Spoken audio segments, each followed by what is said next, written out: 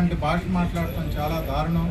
గత ప్రభుత్వం 5 సంవత్సరాల్లో కూడా ఇలాగే వెర్రవీగి మాట్లాడారు.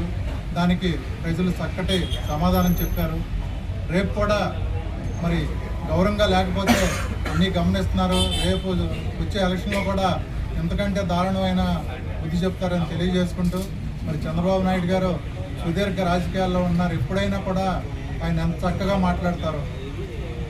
మరి ఎందుకైనా మరి అంత సుదీర్ఘ రాజకీయాల్లో ఉన్న ముఖ్యమంత్రిగా ఉండి ప్రతిపక్ష నేతగా ఉండి ఎప్పుడు కూడా ఎంతో గౌరవంగా ఉంటారు. ఆయన్ని మీద ఎంత దారుణంగా మాట్లాడతాం మరి చాలా దురదృష్టకరం.